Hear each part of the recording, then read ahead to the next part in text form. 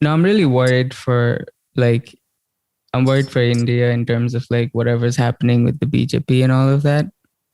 And I don't know, it just feels like I've never felt in my life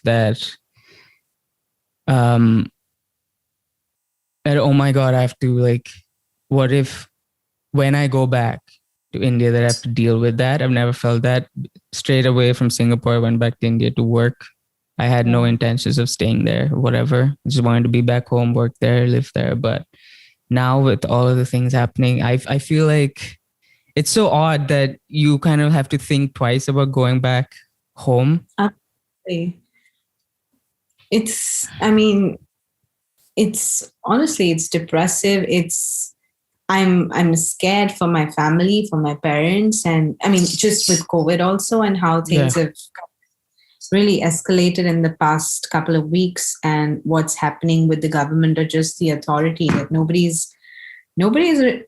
is really working for the people. Everybody has their own agendas, and at the end of the day, a population such as ours, like the size of India, is suffering, is waiting for somebody to help. And I guess it's then that we kind of mobilize as citizens and do something. Like throughout my social media, there are people, I mean, me and my friends also just trying to amplify, okay, share these posts, do this, do that, help whoever you can. So many people I know have got COVID, got affected by it, are struggling to like figure out or even get like test appointments. That's also now becoming an issue, because just this morning I heard that there's like not enough staff. People who come to take your tests. So it's all quite like crumbling right before your eyes, and then you don't know what to do. Like I just have to keep telling my parents every day, don't get out of the house, stay home, don't call anybody over.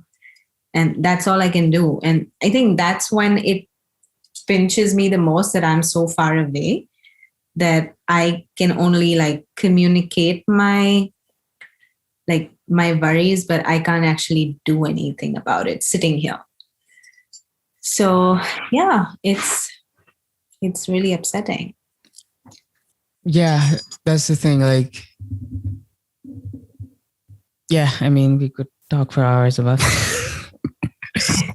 But yeah, my dad just and even the private organization, like in Bombay, my dad had to still go to office, and he got COVID because of that. And yeah, he's recovered. He's fine. His symptoms weren't like bad, like thank God. But but now with this new fucking strain again, it's like nothing's gonna work again. Like what are we doing? Like how long are we gonna be in this position? And now with like the summer approaching, and everybody who hasn't seen their families for like a whole year, I don't think they can travel even now, or if it's wise to travel back to India. Like I'm supposed to go back to India in the summer, but I'm just like, we'll see whether or not I can actually travel. Should I travel back? So all of those questions. Yeah. Did you get vaccinated yet? I got the first dose of the Moderna. I'm going to get the second one in May, like in the first week of May is my second. All right. What about you? Okay. I haven't. Dates have opened up in California. I'm trying to find schedule an appointment with CVS, but everything seems to be like full across the state. So I don't know. That way, I think Providence was quite proactive in getting having people register for the vaccine. And I think initially there may have been like a particular age group that they were catering to, but then they've now opened it up for everybody above 18. Yeah. So that's pretty good. And it was a very organized system, lots of volunteers, and it was very smooth. So I'm glad. Okay. Anyway, let's start. We have welcome to Not Enough Design. We have Vrinda Mathur today. Thank you so much for doing this. Thank you.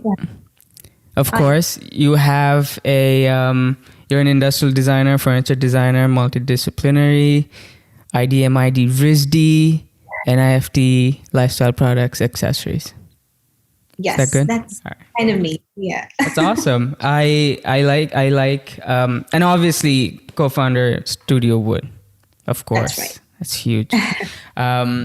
Yeah, so we were talking about you growing up in Delhi, and Delhi is a beautiful city, and so Studio Wood's also founded in Delhi. That's right. That's right. So that story you told me a year ago, maybe, about finding Studio Wood, I think it was a really interesting story because it's it was a unique opportunity for you at that time. I think you guys utilized most of those opportunities to do this, and it's a great story. And maybe get into it a little bit.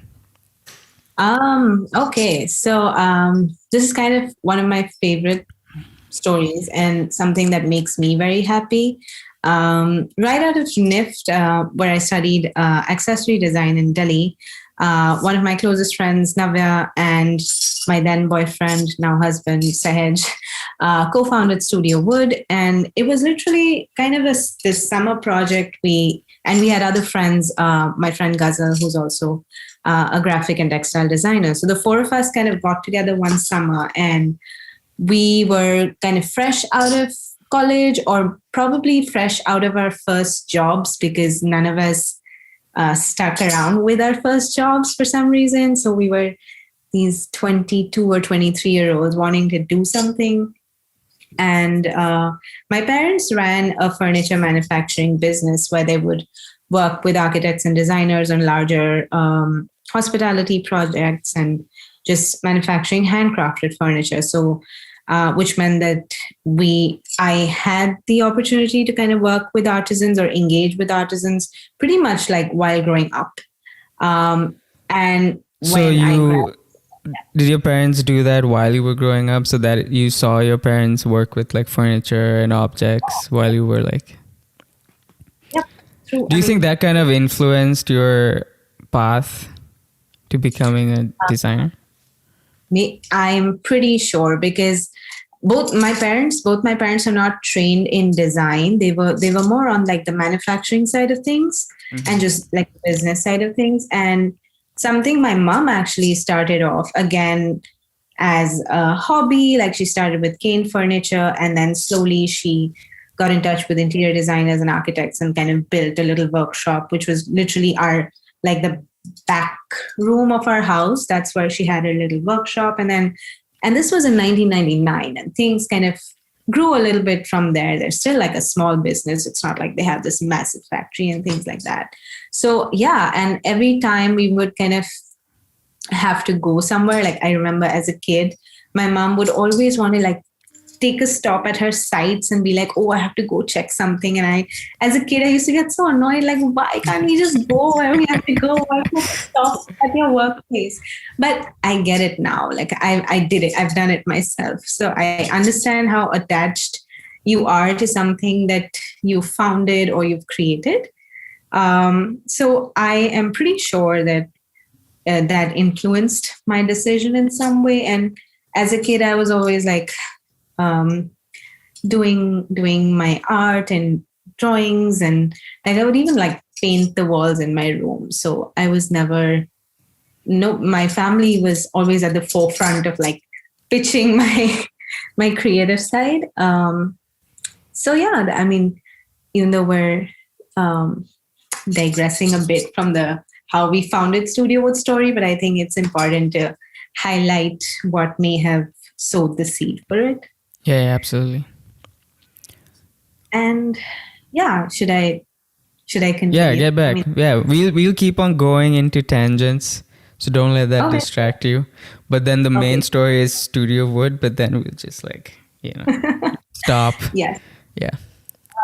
So yeah, coming back to Studio Wood, like I said, we were these 23-year-olds wanted to do something, and because we had access to the infrastructure and the raw material, we kind of sat to design some furniture with old salvaged pieces. So instead of designing things brand new, we came up with the idea of just doing a relove collection where all of the discarded samples or things that didn't make it to the final site or whatever were taken by us and then redesigned, deconstructed in their form and function. So we did these really fun lights out of chair legs, and we did coffee tables with shelves and things like that. So not just changing the polish or the color and the finish and giving you a new product, but actually thinking about that product in a different light, what else it could do apart from being what it already was. And it was the kind of project where there was no client we were reporting to. It was literally these kids wanting to do something fun. And that's what kind of led to Studio Wood. In our first, the Relove collection, we had about 25 odd pieces, and we curated an exhibit and sale in Delhi again. And completely through social media. So Instagram was fairly new, I think. I'm talking 2014. Yeah, 2014. Mm-hmm. Yeah. And just like doing some campaigns and connecting with our friends and like seniors from NIFT, our professors from NIFT, who kind of gave us a push.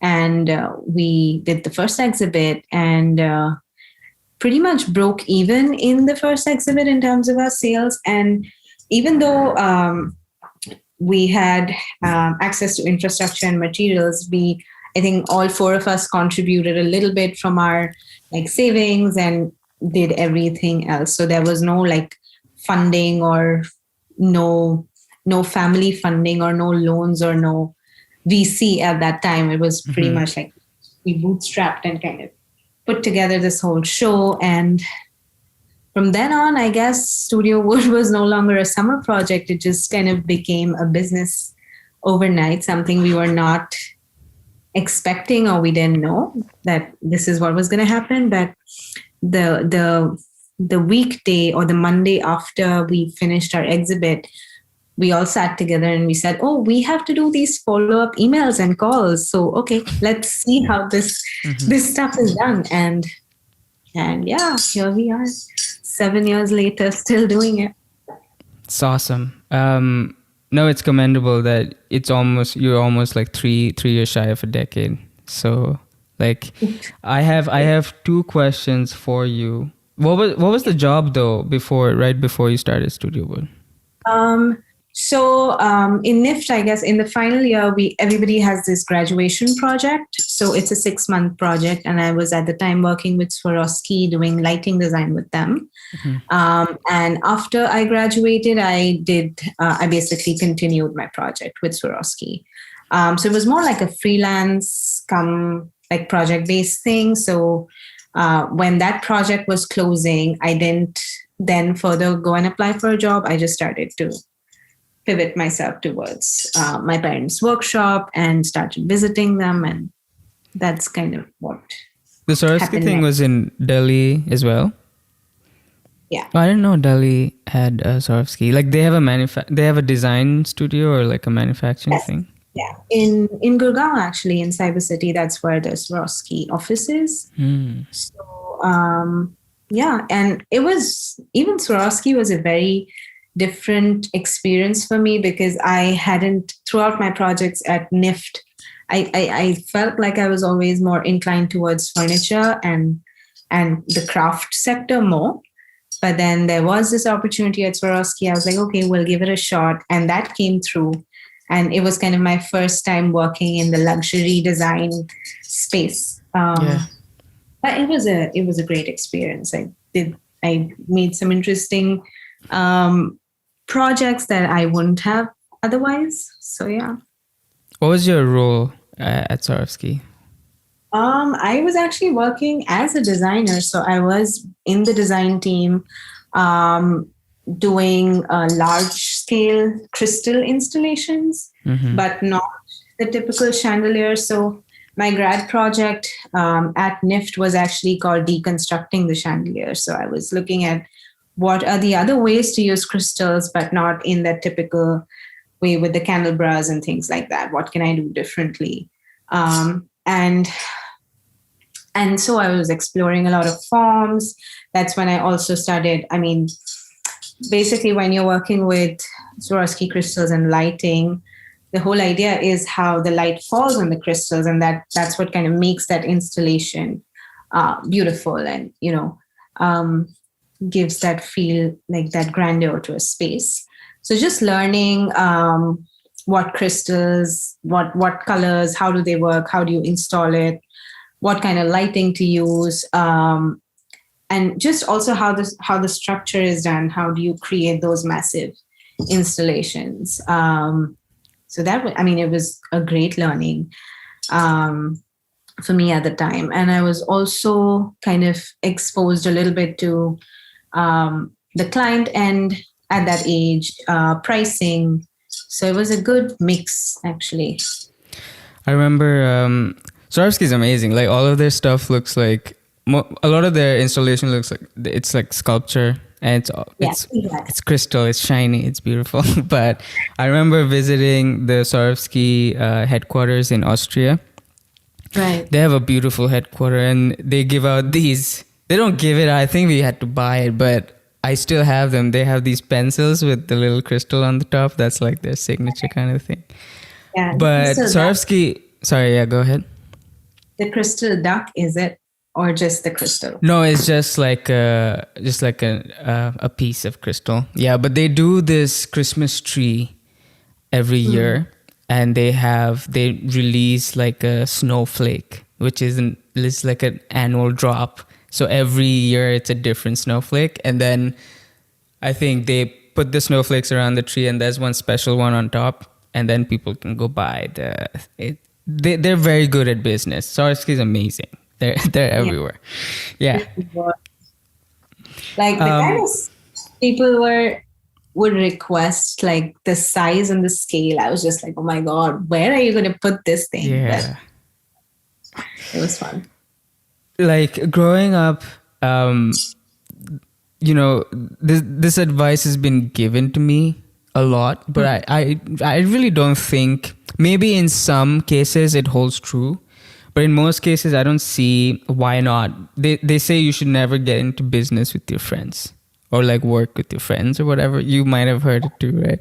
Yeah. But I got into business with my friends, like, and so did you. Do you think that is like a bogus thing to say, or? I think so, because from the very beginning, I guess all of us established that we are friends first, and those relationships are important to us. This is something we've created. That relationship is important to us, and this is something we've created, and this is a business. So we always kind of hung out together, whether it was in college, or whether it was just being out and about. But I guess having the conversation in time, if you ever feel like, and again, we were young and stupid. So if there was a fight, you would just be like not talk for a couple of hours, and then get back to business and be like, okay, I'm sorry. And it's important to do that. It's important to acknowledge that you can be stupid when you're young. So just establish that for yourselves, and and I guess just being honest, whether it means that you're feeling like the other person hasn't contributed as much, or the little things that can happen initially when you're just kind of starting off. So I guess just being open about things is important, and that makes the process easier. Yeah, I totally agree, because like a lot of the times the move is to like have a fight and then cancel each other then move away, like never reconciliate, never talk about it. But I think it's important to like have differing opinions and still be able to like be friends, because that's sure. Yeah. And in partnerships that are kind of born out of friendships, it's important to give everybody their space, because when different creatives are working together, you won't always agree. I might like something and the other person might not, and then you come to a consensus for what's better in the larger scheme.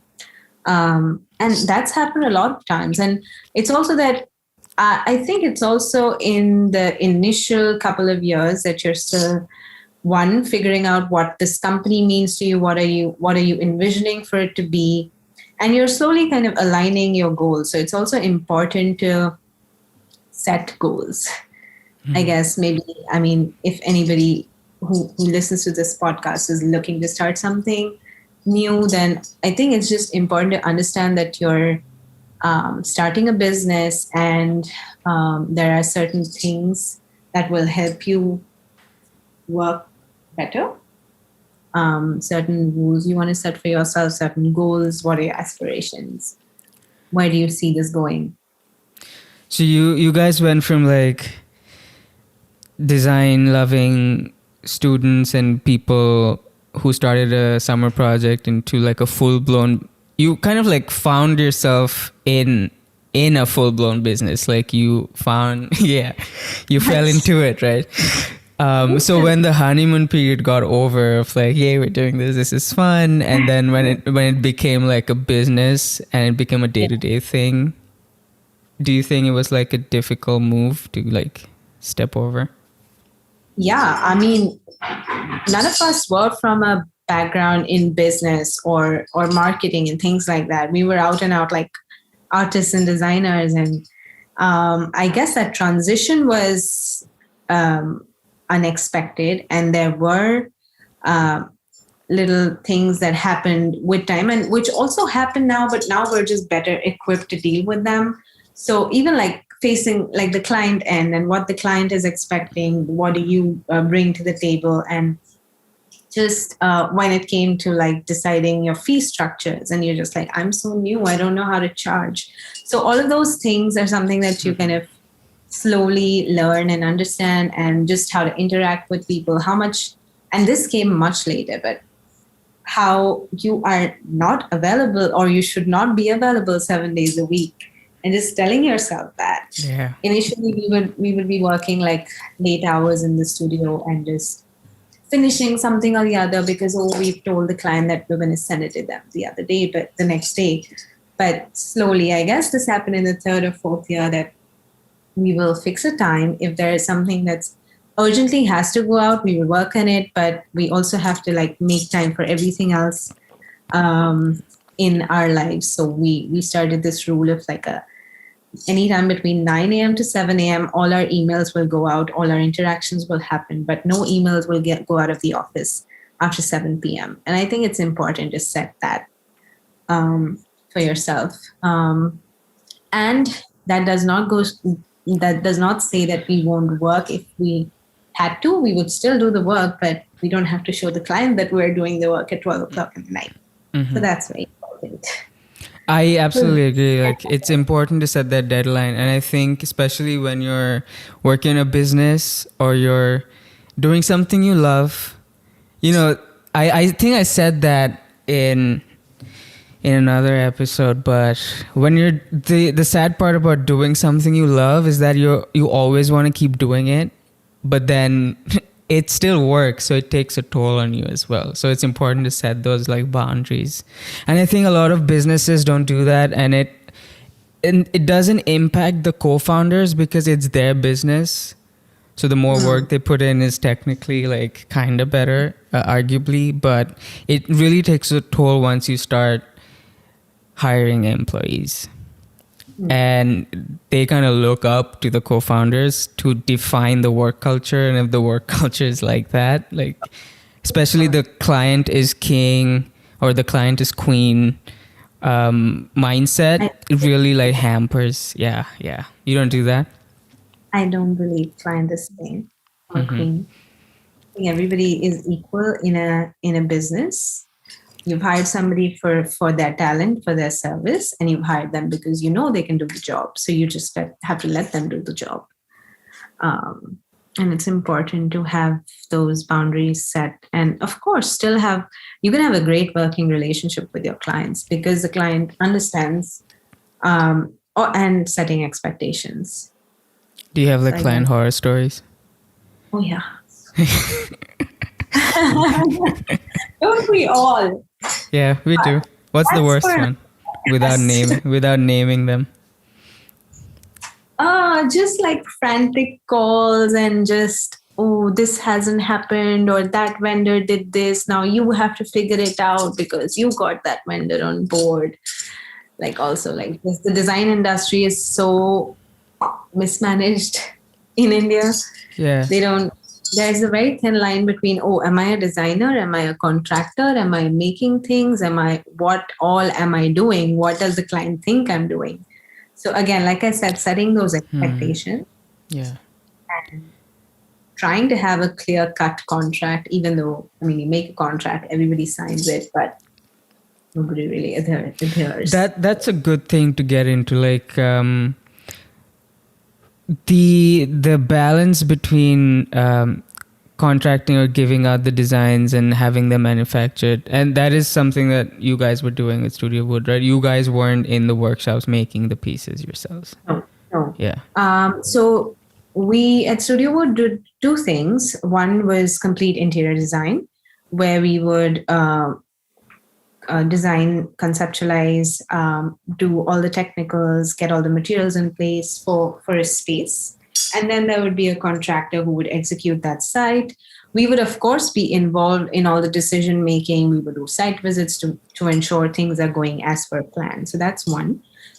With the furniture design also, there were, again, sort of two subsets to it. One are the retail collections that we design, and then one is any kind of custom furniture we design, which means that we've got a client brief and we're designing something specifically for them.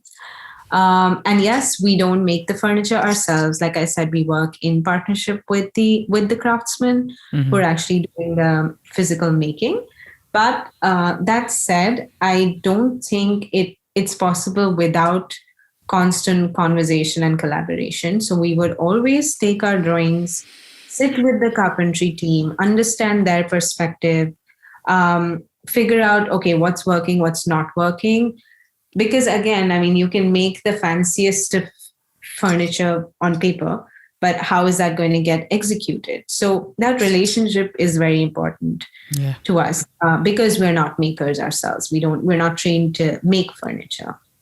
And I guess that's also an interesting space for creating better pieces. I mean, maybe it's a little technique, maybe it's a little piece of hardware. So constantly, like, being at the workshop, having conversations, ensuring things are getting made the way you want to, and even vice versa. I mean, if I wanted to explore a new technique which the karigar may not have done before, so it's also what you're each adding to the piece, which is important. Yeah. And and the carpenters, or we call them karigars or masters, they also have so much experience. Like, they've been probably, it's like their family had a carpentry business, and they've been doing it since they were kids, and maybe they have this like mark that they can add to it. They can add to I believe that it's a collaboration, and it's kind of different from how we are trained in design school over here in the US. It's in the US, it's very like, you make it, and and then we'll think about manufacturing later. Unless you take a manufacturing class, we're never really taught about manufacturing, which is like a collaborative process. And it's interesting, now that I'm in UX design, the collaboration that you have with your design team and your karigar is also what I have between like me and the developer. Like, I can't design a site that can't be developed, and I really like have a lot of respect for developers. And I don't understand, well, like right now the move is to like make things that float on the website, some 3D stuff, pretty designs, and I can only imagine like what a tough time the developers might be having. So, but it's like, it should be more collaborative, and there should be like a dialogue and workshopping. Yeah. But do you think that, so now you have this experience that I don't, like, first of all, you've been in design for both your bachelor's and master's, which I haven't. So, but then you've done your bachelor's in India and your master's here. So, like, what do you think is the difference between design schools? To be honest, there's a big difference. I mean, NIFT is supposed to be one of the most prestigious design schools, and then there's NID, and now slowly schools like Pearl and Shrishti also coming up. But I still think it's very difficult to really teach design. Um, it has to be a good mix of both research and like your practical solutions, and again a balance between what looks good and what works well. And to teach that, there, I guess what we maybe missed out was on doing more things ourselves at NIFT, even though we had the infrastructure, but it was limited. And one of the great things at NIFT we were exposed to was again doing a collaboration with artisans. So we used to visit these craft clusters and then learn with the artisans or do research projects. And I think that was one of the biggest highlights for me. But I still feel like we at NIFT, we didn't get that kind of exposure that I'm getting with RISD. Also, just the diversity of people, their backgrounds, the kind of professors we have here, or the kind of guest lecturers that come, or just the student body also. And that's what kind of also attracted me, or was one of the sort of defining factors for me to be here. And I have on and off kind of been teaching at NIFT also. And I try to, whenever I'm taking a module, I try to be there and get them out of the classroom. Let's go sit outside. Let's talk about design, and not just like, you can't read and write, and you can't sort of do no design by any kind of rote learning. You need to do it. You need to talk to people. It's a very it's actually, design is a very what's the word? You have to have a conversation. It's a kind of a field where without interaction, or without, you can't design in isolation. So what are the different factors that will expose you to become a better designer, which is, I think, which lacked in my undergrad, which I also, because now I've worked in design, so maybe it's a personal thing that I like to be more collaborative, or I like to work with people rather than, in my own cocoon, because I know that you'll get better results when you're talking to people about things, and when you're solving a problem where people are involved. Yeah. I did this project over a summer a few years ago, which was based in New Delhi. And the project was about, mostly researching on the accessibility that wheelchair users have when accessing public buses. And IIT Delhi has an ID department, and they're really great. Like, I love the dean. He's Dr. PVM Rao. He's super cool. He's been in disability design for like decades now. But IIT had this like hackathon or whatever, like design hackathon, and like a lot of schools came together and they were designing, and Dr. Rao told me to like go check it out, and I did. And there were like these students from from another school, not IIT, but they had this design for like a soundless horn for cars. All right. So it's like you're sitting inside the car, and then the car would know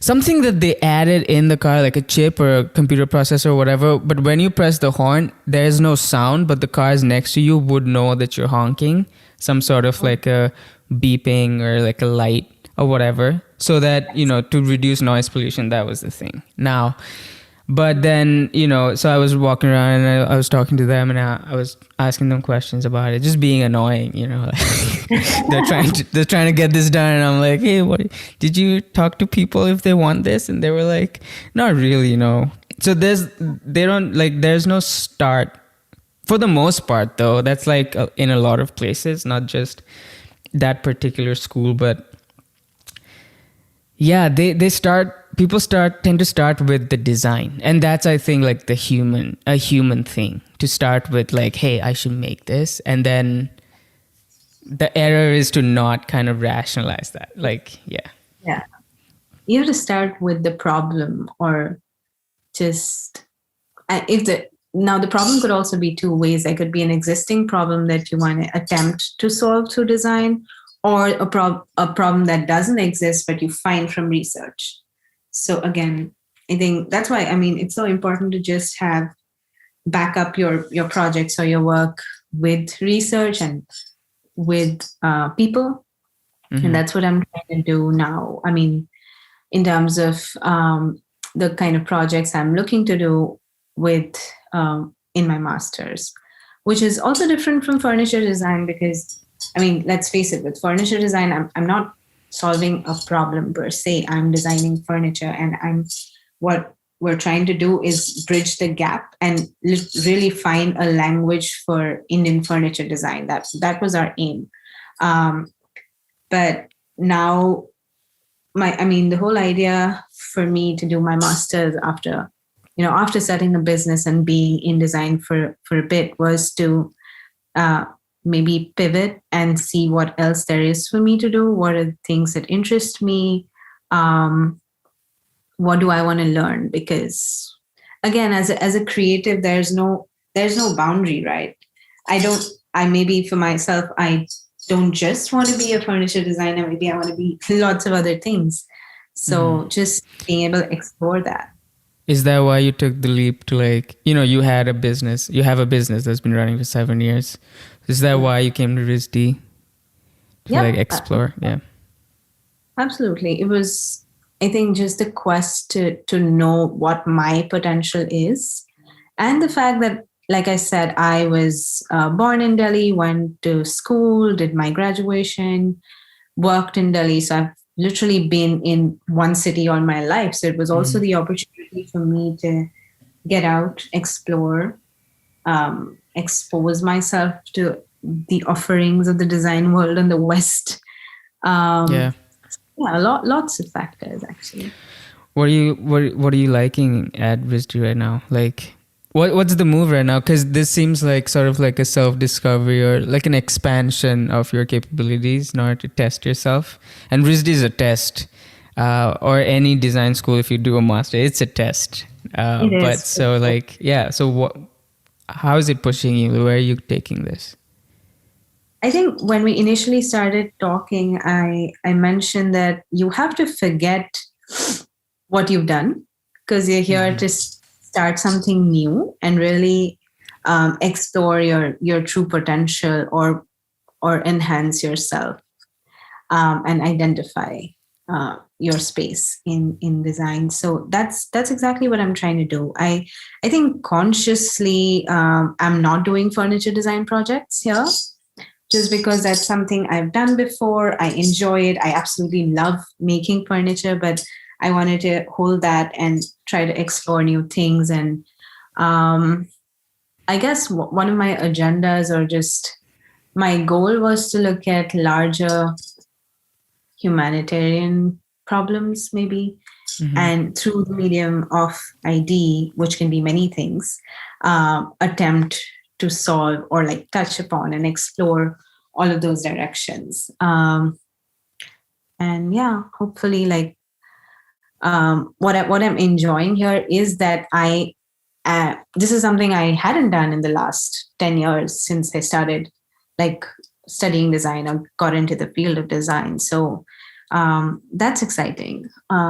Exploring different things, exploring climate through the lens of gender inequalities, just the many, many layers of the crisis, and how can I contribute to finding solutions on the way. So that fresh back. I'm kicking the mic all over. Get into what you said. That's very interesting. What is that? Get into that. The climate through the lens of gender inequalities. What are you thinking about? So this was, how it started was with my studio project in the first semester, when we were starting to work on more discursive, speculative design. And yes, I knew I wanted to work in sustainability and something in the climate change, in this realm of climate change largely. So my research actually started with like my first thought bubble was, okay, climate change. I'm going to solve climate change. Yeah. And then this other thought bubble was just crime. And I for some reason, I was looking at these very like intense topics. And when I started kind of moving forward with both my independent thought bubbles, I also saw that there was kind of a congruence to both, and how different crimes were exacerbated by climate change. And one of them happened to be gender-based violence. So when with the changing climate, with displacement, with people losing jobs, losing their homes, how are women still suffering violence because of their gender, and even how they're, kind of an at-risk population, and specifically looking at women or people of the global south. So that's kind of what sparked this first set of research, kind of sparked the dialogue. And then I did a lot of research on the topic, and there's a lot of data by the UN, by the UNEP, and even the International Union for Conservation of Nature, things like that. All of these big trusted sources which claim that climate does impact genders and different populations differently. Mm-hmm. So, and through the lens of speculation, I kind of actually gamified these realities or this research into a project called Entitled, which was my first sort of studio project. And of course, I can talk about that later, talk about that more, but it's a little difficult to explain it without actually showing you how the game moves or functions. But it basically is a two-person game, and kind of inspired by how you would play like a game of snakes and ladders. So there's a dice and there's a board, and you kind of move. You're supposed to kind of from start to finish reach the end. And as you progress on the grid or the board, there are certain prompts or action cards, and then those action cards are based on the facts that came out of my research. So simple things like how some women are not taught how to swim or to climb trees. So at the time of risk, if there is a flood situation, they're more often than not just stuck or stranded because they're not trained to do certain things which the men in the family were trained to do. Or even things like how women were still kind of looked at because their clothes were drenched in like flood water. Rain, flood, yeah. Yeah, so all of those things, and just taking those prompts, I designed the game. And so it was more based on like bringing about awareness, or yes. were you trying to like the thing with like speculative design is you're trying to get this reaction, or it was a provocation, I think. Because what I did with the game was, and even when I presented it with the class, the idea was that I made two of my classmates play the game. Then they played the game, and without context, I didn't explain, okay, this is what's going to happen in the game. You're just here to play a game. And then the person who won was asked to just kind of express how they felt, and the person who lost was again asked, okay, how did you feel? You lost the game, whatever. And for them at the time, they were just playing a game. But that happened, and then I got the first set of responses from the winning team and the team that lost. And then I basically had this audio set, which then kind of narrates what actually happened in the game. And then there was another set of questions. Okay, now you know what the game was about. Do your reactions flip? And that was, I think, the most interesting part of that experience, that the person who won realizes that they won because they had the opportunities, or they had everything going in their favor. And the person who lost was the other gender, which doesn't get those opportunities or had to face many other difficulties in even like winning that game. So I guess those two reactions were important, and those two reactions kind of marked the success of the project, at least for me, that they did get provoked. It was like a moment of, oh shit, is this what happened with the game? So Yeah, and this is on your website, right? VrindaMathur.com. Yes, it is. Yeah. And it's, yeah. Yeah, I have this. I pulled up this like article by the World Economic Forum, why climate change increases gender inequality. Climate change is putting an increasing burden on women as a direct result of extreme weather events. Women face the threat of sexual violence in displacement camps and extra labor and childcare duties. The findings come from a new report by CARE International. The report concluded that women are far more likely to suffer the consequences of climate change than men, from sexual violence in displacement camps to extra farm work and greater risk of illness. Women should shoulder a bigger burden from worsening extreme weather and other climate pressures, pushing people to move for survival, according to Global Aid Group. This is crazy. Yeah, and I mean, where are the men going? What do you mean extra farm burden? Like, what are the men doing because of the floods? What happens in a lot of cases is that the men are working in the big cities. So the women and the older parents are left behind in those destinations, which are more at risk. Mm-hmm. So a lot of the reason is that. And I mean, there are other consequences also, like in India, especially like child marriage, how the family would have the daughter married at an early age because they would just have one less mouth to feed. So, and I mean, again, it is multi-layered: climate change, conflict, poverty, hunger, just everything clubbed together. Yeah.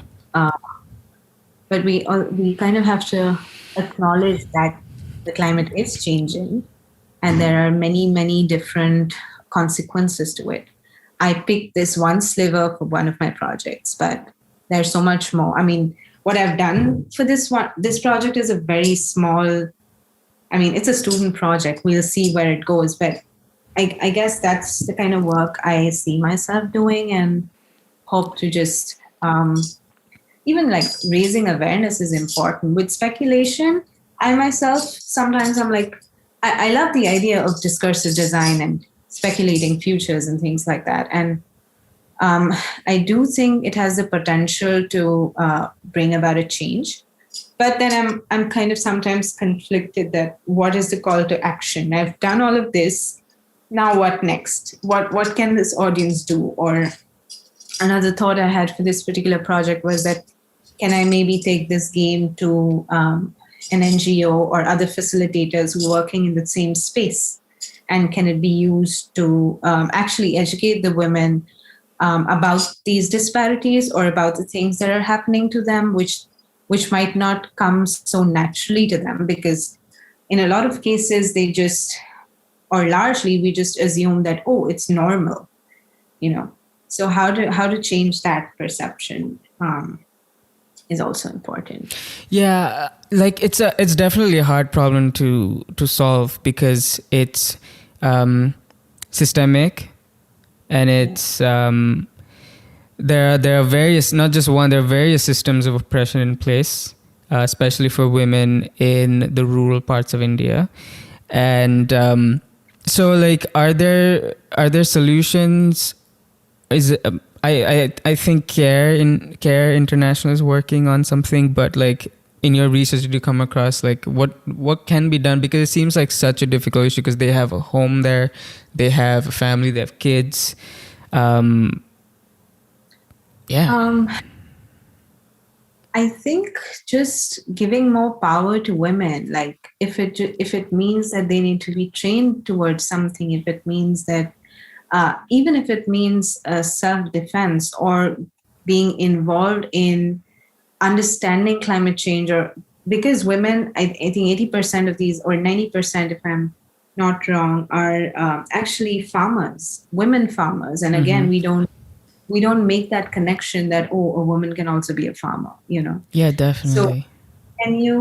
can you give them the voice to actually, because they're working in that space, to actually identify climate change? What can we do about it? How can I safeguard myself, my land, my family, instead of them waiting for their knight in shining armor who will come and save them? So it's about giving them that power and that agency, that you can fight anything yourself. So it has to be, it has to do with education, it has to do with awareness, Yeah. um, and just empowerment. And there are many, many great organizations that are doing it, but I guess at a smaller scale, and maybe just identifying or amplifying as much as. Yeah, like the sad part is like it's gonna take it. Like yes, education is the most important pillar, or like the piece in the puzzle that's the solution for all of this, and that'll take time, and not only the women, but also the men need to be educated, right? Because they think that you know urbanization is the solution, then going to like urban spaces and then working and sending money back is enough, but it's really not enough. It's enough to sustain the family, but that's not like the livelihood. Yeah. Yeah, but also another issue is that a lot of these families, like growing up, my family was heavily involved in the tea garden business. So a lot of the summers I used to spend in tea gardens and going around with my uncle, and a lot of the farmers, a lot of the tea pickers were women. And the thing with tea picking is that it's seasonal, and so an entire part of the year they don't have a job. So they have like different places that they go to. So that also like kind of displaces their security in a way. Yeah, it's like a whole bunch of things. Yeah. It's like you said, it's a systemic problem, and it can take many, many years to reach that phase of, okay, now there is no longer this problem, but any kind of violence against women has been happening for ages, and we haven't found a solution. Yeah. So it's right. Yeah. So are you gonna? Is that project's over for the semester? But then, do you plan on taking it forward after, maybe? Or? Yeah, for sure. I mean, that project closed, I think, in December. But this summer, I'm actually doing the RISD Maharam Fellowship, which basically gives RISD students an opportunity to work in the social impact sector. Congratulations. Thank you. Yeah. So I hope I can kind of take a part of this project forward. Through that, I will be working with the Delhi government, the Department for Women and Child Safety. And my idea was to, again, Delhi is a city. It's an urban environment, and how can I maybe look at disaster risk management, and again pull out the women and young girls to be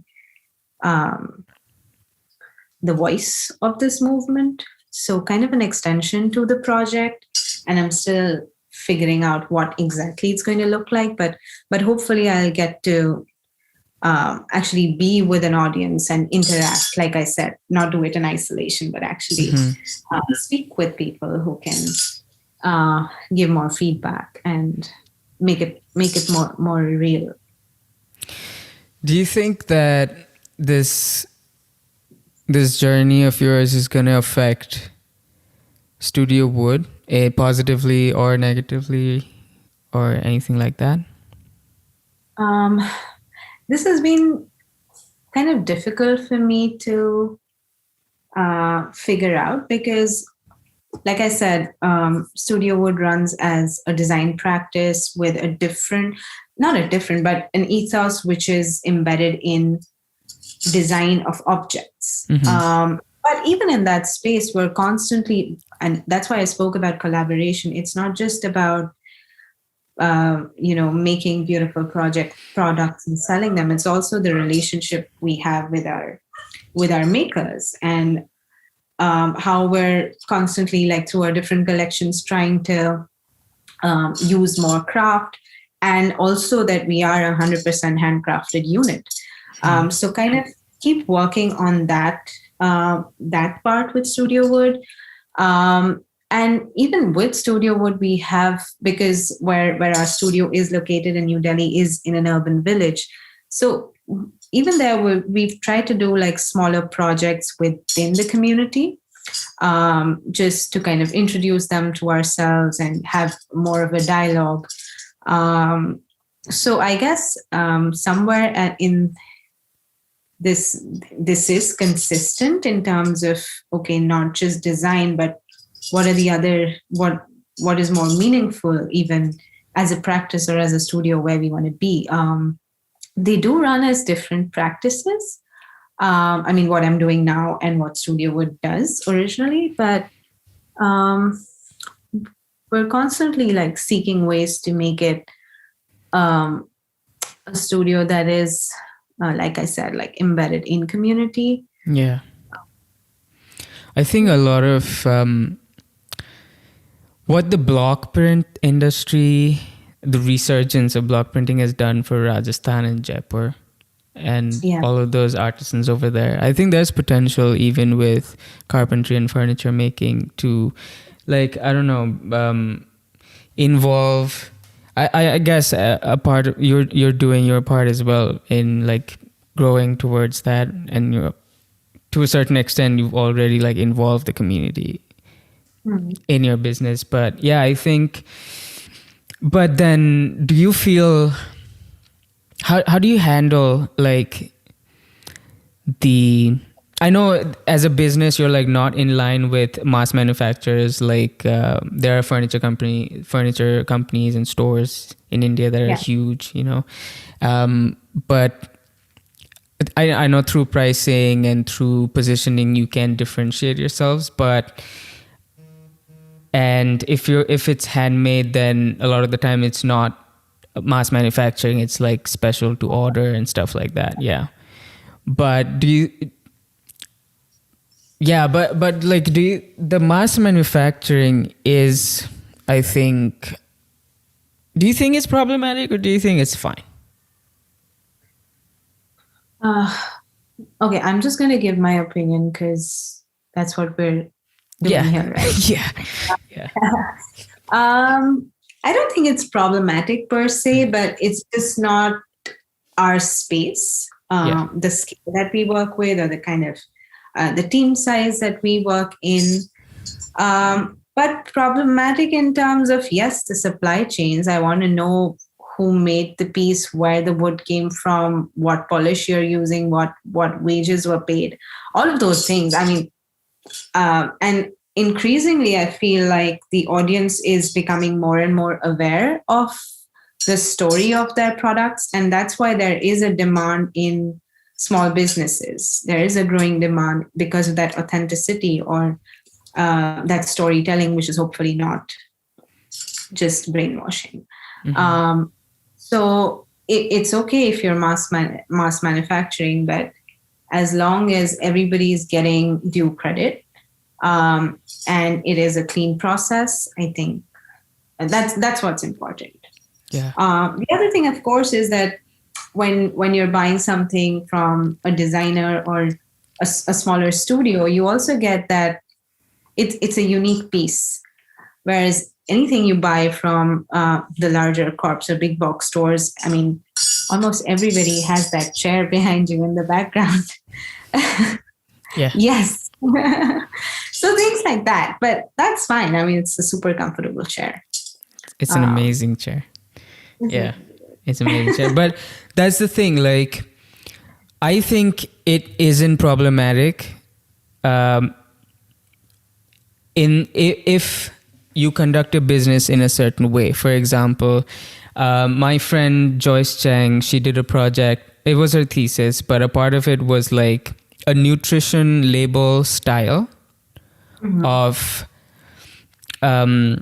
that makes you aware or tells you about how much of the thing that you're using is recycled. And this was mostly for tech objects. And so, nowadays Apple makes you buy little things for even like to stick your USB in, and it's a lot of like waste material. So the project was around like having a nutrition label that not a like a nutrition label style to tell you like, okay, this has